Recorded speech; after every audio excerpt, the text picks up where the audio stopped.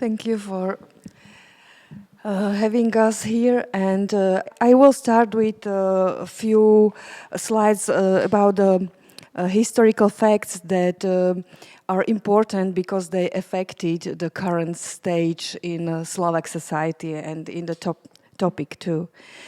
The fate of Jews in Slovakia influenced the international and domestic events at the end of the 1930s. At that time, Slovakia was part of Czechoslovakia, the result of the First World War after the collapse of the Austro-Hungarian monarchy. Up to 1938, Jews were mostly considered and treated as equal citizens, and anti-Semitism played only a limited role in Czechoslovak politics. Compared to the Czech lands, the situation of the Jewish community in Slovakia was different. Only a small part of the Jews was assimilated, and mixed marriages were rather rare in this period. And the census in 1930, 136,767 people registered for Judaism in Slovakia, and 65,217 people elected Jewish nationality, as both these options were available or were offered in this census. The Jewish community was not homogeneous. Religious identity, most often Orthodox, prevailed. In most of the 228 religious communities in Slovakia, they professed traditional Judaism. The Jews lived in 2,337 localities, so they were scattered throughout practically the country. 55% of them lived in villages and small towns with less than 5,000 inhabitants. The Munich Agreement in September 1938, the declaration of autonomy of Slovakia within the so-called Second Czechoslovak Republic less than months later, and the subsequent verdict of the first Vienna arbitration in November 1938 brought about a fundamental change in the situation. This period characterized a rapid weakening of the principles of democracy, also in the territory of today's Slovakia. Here is the map. We can see influence of these all historical steps I mentioned. And when you see the white parts of both sides of the map of Czechoslovakia, there is the result. On the right side, the Slovak state, wartime Slovak state, the white part, and the white part on the left side is the Protectorate Bohemia and Moravia. The first anti-Jewish political decree was adopted by the Slovak autonomous government 2 days after the verdict of the Vienna arbitration in November 1938. Jews without property and stateless were deported to the no man's land to the new Slovak-Hungarian border. With the shift of the border, Jews from the ceded territories who, unlike Slovaks, were not allowed to travel to Slovak territory, also found themselves in Horthy's Hungary. In 1940, 88,951 Jews lived on the territory of the wartime Slovak state, the small white part. Another 40,000 found themselves in the territory that fell to Hungary after the Vienna arbitration. From March to October 1942, the then Slovak government and administration deported almost 58,000 Jews to concentration and extermination camps. After the occupation of the that time Slovak state by the Nazi army in August 1944, another 13,500 Jews were deported. Holocaust survivors in nowadays Slovakia experience the Slovak and Hungarian model or version of Holocaust. Many know the reality of Nazi camp in what is now Austria, Germany, Poland, and Czech Republic, or the stress associated with the hiding or living with a false identity. Of the original 228 religious communities, only 79 communities were re-established in 1946. The post-war life of the survivors was complicated. They often met with indifference, incomprehension, and hostility from the majority population. Jews were subjected to verbal and physical attacks. The pogrom in Topolčany, Western Slovakia, in September 1945 was tragic, as were the murders of young Jewish survivors in Kolbasov, Unin, and Snina, localities in the eastern Slovakia, at the end of 1945. In the summer of 1946, the National Assembly adopted a Restitution Act, which returned the properties and land to the original Jewish owners or their descendants.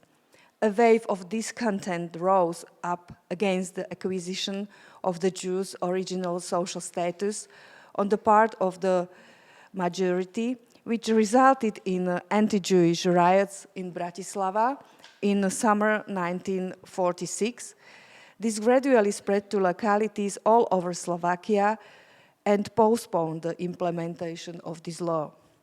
Eventually, the whole process resulted in amendment of the Restitution Act, adopted shortly after the communists take over in February 1948. But many Jewish survivors did not receive restitution of their property because of these political changes.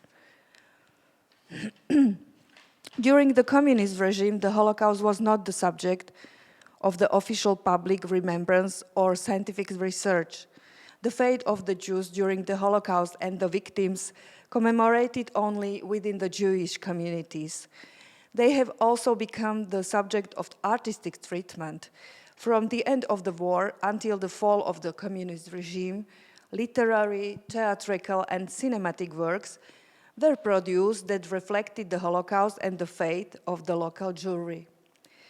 The political and social situation in the 1950s characterized the fabricated political trials in fight against Zionism, the monitoring of Jewish community members by the communist state security, the suppression of the religious life, and so on. During the communist rule, the life strategies of the Jewish community changed. Some chose assimilation, other emigration, while the minority remained in traditional forms. The most frequent response to Shoah and the communist regime was atheism. Another typical reaction was one's effort to leave Judaism and to act as non-Jews. So there were visible and invisible Jews in Slovakia during communism. Although left-oriented and assimilating views prevailed, believers were also part of the overall spectre in smaller towns. Two major waves of emigration hit the Jewish community. Almost 9,000 Jews from Slovakia emigrated to Palestine, Israel in 1948-1949. The number of Jewish communities fell in 44. The emigration wave after the occupation of the Warsaw Pact armies in August 1968 brought a significant drop in the Jewish population. According to the data, 4,500 Jews left Slovakia at that time.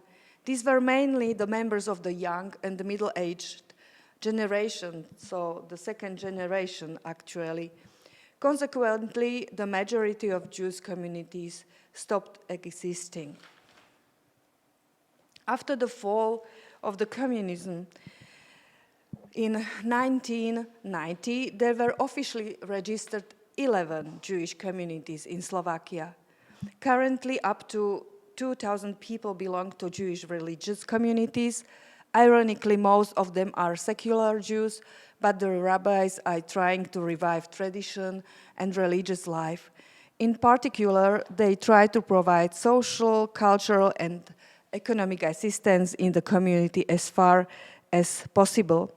Within the two largest communities in Slovakia, in towns Bratislava and Košice, various social and cultural organizations like the Senior Club, Hidden Child Organization, youth associations, Bnei Brit, as well as the Jewish Culture Institute, Holocaust Documentation Center, and the Jewish Community Museum began to work. Since the 1990s, there has been a period of revival of a Jewish life in Slovakia. In the existing Jewish communities, those who had not openly declared their Jewishness until then began to meet and communicate. They start to build community life again. However, it should be stressed that the specificity of Slovakia was and still is the absence of a group of psychologists and psychotherapists who would concentrate on the transgenerational transfer of the Holocaust trauma. The first to bring the life stories of Holocaust survivors into the public discourse were researchers who, in mid-90s, conducted them using the oral history method. This was the part of an international year university project called Fates of Those Who Survived, and I was part of the research team. The process of storytelling and healing began with this research from outside into the inside of the Jewish community. The stories of the first generation as a part of their individual memory gradually became part of the communicative memory, but also not only towards the second and third generations, but towards the majority. Today, they are a stable part of the country's collective memory. This oral history research began the era of witnesses in Slovakia. The stories of Holocaust survivors gradually became part of public and media discourse. They inspired many literary films and theater works. Over the next 20 plus years, as a member of the majority, I became a bearer and disseminator of the stories of Holocaust survivors. In my work, I try to connect the memory of the Jewish community and the Slovak majority by publishing results from my research, organizing educational events, public debates, and communication with the media. Jewish identity, family, faith, and traditions has been a major topic of the research interviews and the following academic discussion as well as debate in the community. The survivors shared their experience of the Holocaust and their relationship to Judaism. Another milestone in this sense was the international conference in 2007 called Holocaust as a Historical and Moral Problem. At this conference, first time survivors actively discussed and commented on the scientific findings and supplemented them with their own lived experiences. And for the first time, Michaela Hapalová and Helena Klimova presented psychotherapeutic experiences of working with survivors and their descendants at this forum. They highlighted the collective significance of the Holocaust testimonies and their healing impact with a great psychotherapeutic charge for the Jewish community as well as for the surrounding society. The authors of this presentation, we both, met first time at this conference. And from this point started our cooperation. Encouraged by the experience of the International Scientific Forum, some survivors began to speak openly and publicly about their faiths. In Bratislava, at Senior Club of the Jewish Community, an event entitled "My Return Home After Liberation" took place. Afterwards, Michaela led an experiential discussion with the survivors in this club, drawing on her experience of working at the Raphael Institute. She spoke about communication in families after the Holocaust, and she opened the way for survivors to talk about themselves, showed them the extreme importance of open communication about the trauma of the Holocaust as a therapeutic tool. In Košice, members of the local Hidden Child organization actively started communicate with the public, especially with schools. The topic of Jewish identity and the role of the Holocaust resonated in several discussions in other Jewish communities. The second and third generations partly fused to connect their identity with the Holocaust. The discussion of transgenerational transfer of trauma not always met with understanding. The very notion of trauma was perceived negatively as a handicap. The fact that the psychologist in Bratislava did not provide the same services as the team from the Raphael Institute in Prague certainly contributed to this. An exception was the work of psychologists and survivors Ivan Kamensky in Košice for several years, but he was a member of the Families After the Holocaust project in Prague. After the year 2000, communication that is more intensive also began between generations in the majority society. Thanks to the implementations of the result of oral history research in the classroom, young people have become interested in the history of local Jewry and Jewish cultural heritage.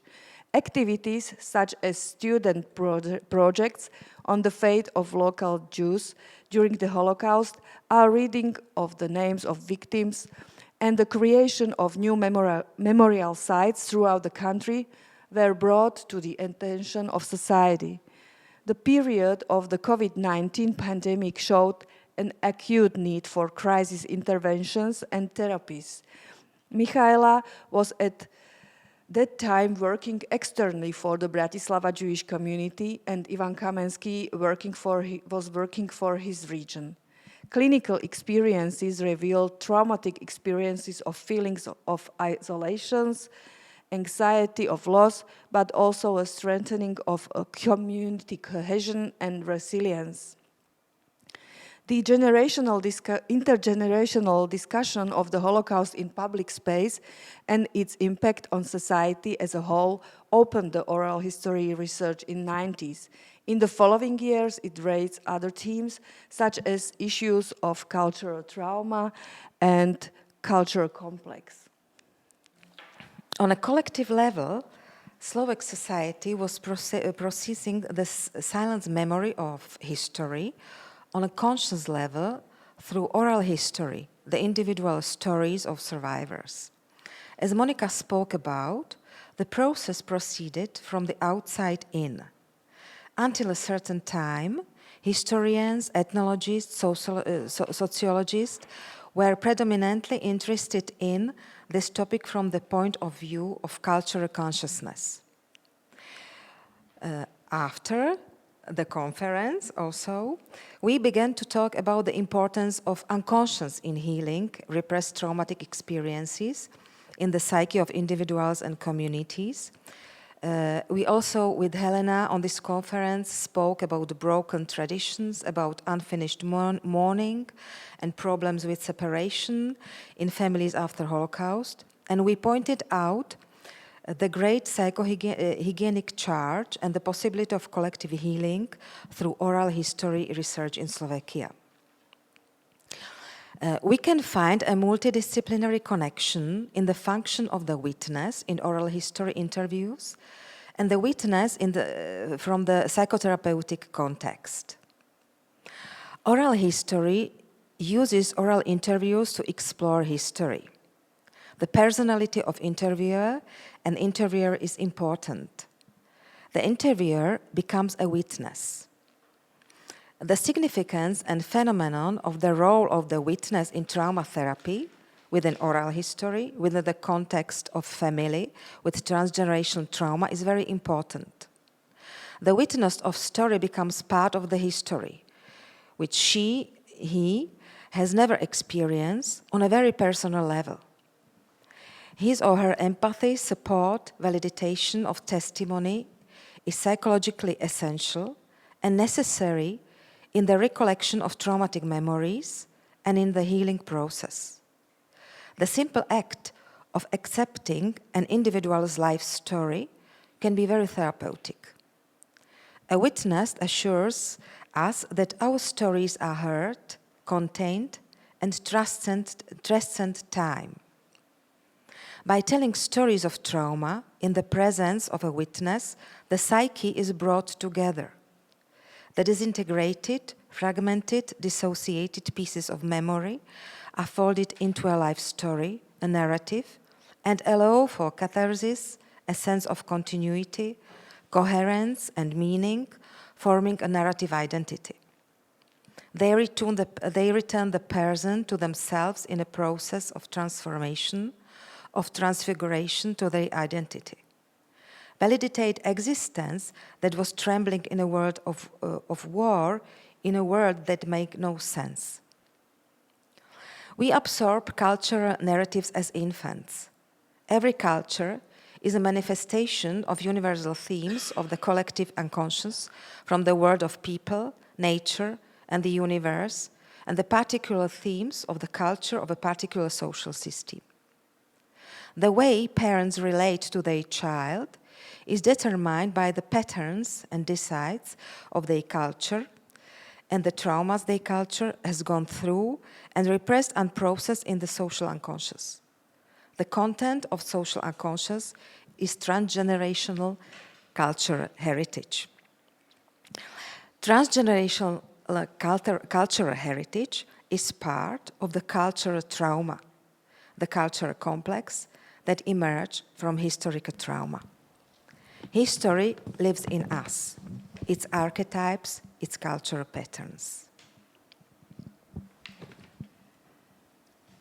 And finally, I would like to tell something about our current Visegrad project.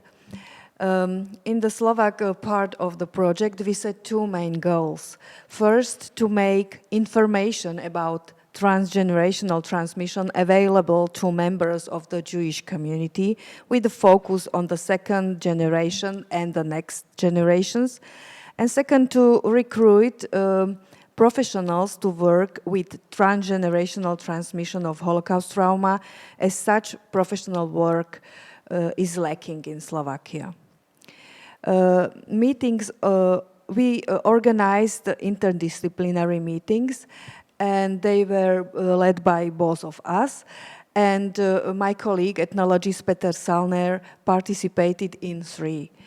He and I have been working with the Jewish community in Slovakia for a long time, so we studied the memory of the Holocaust in the first and second or subsequent generations among the non-Jewish majority, as well as the politics of Holocaust remembrance.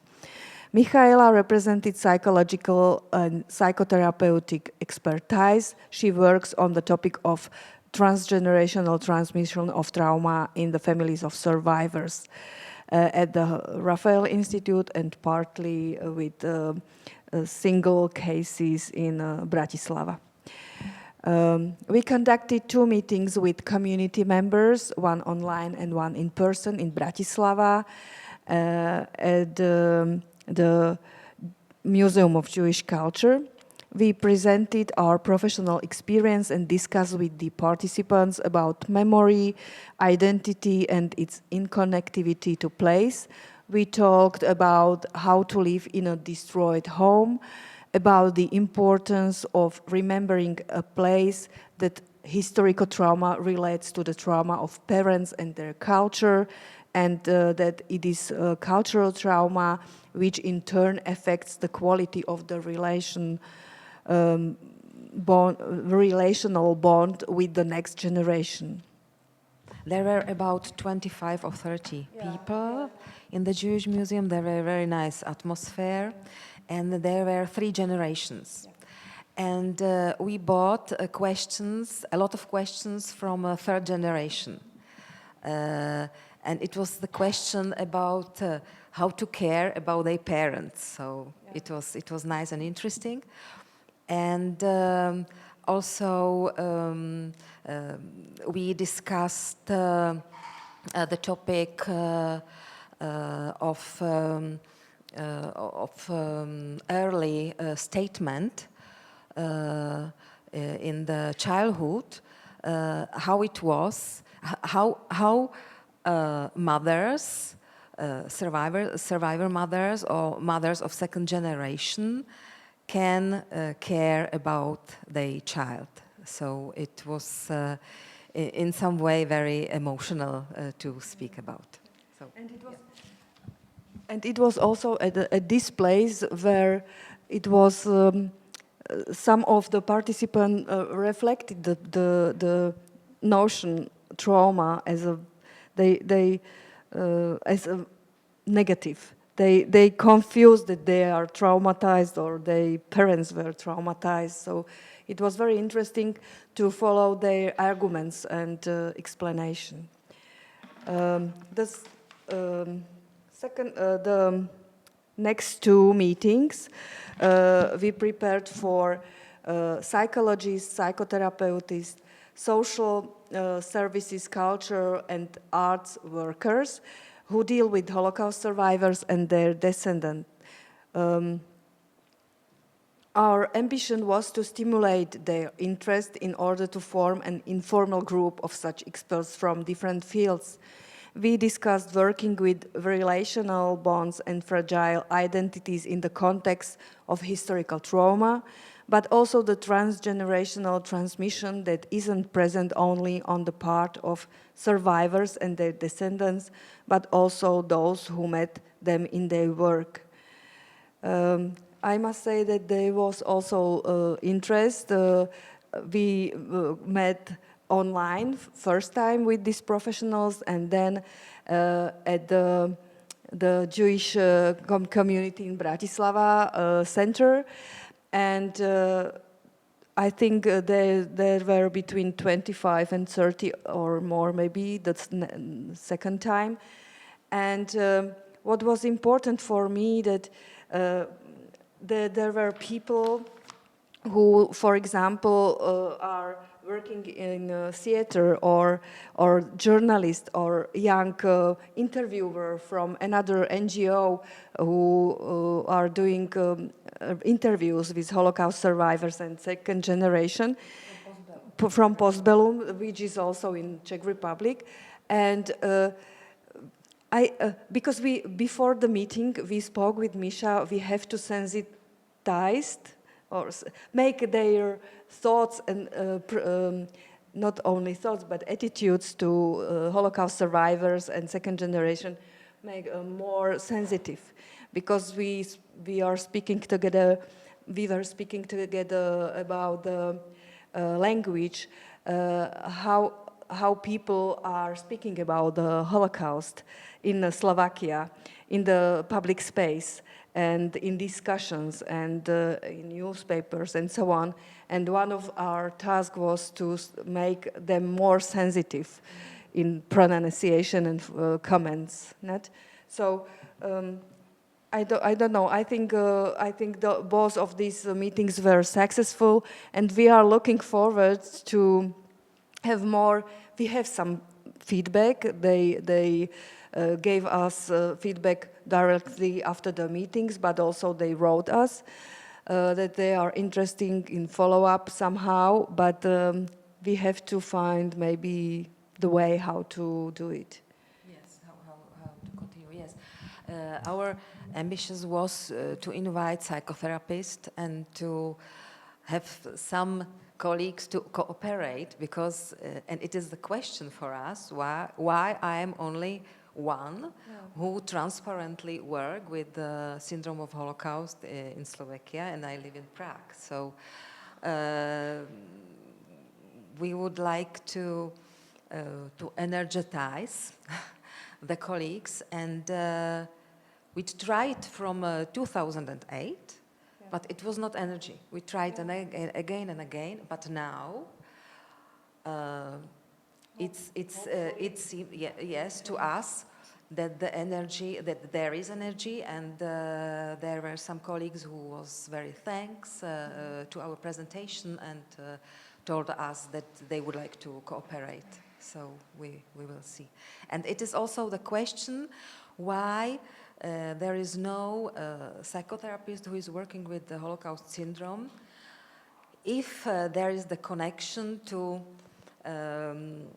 there is the term of Jungian psychology, if there is connection to cultural complex, to cultural trauma in Slovakia, if there is not possible for psychotherapists and their clients to sit and to speak in the safe space about this topic.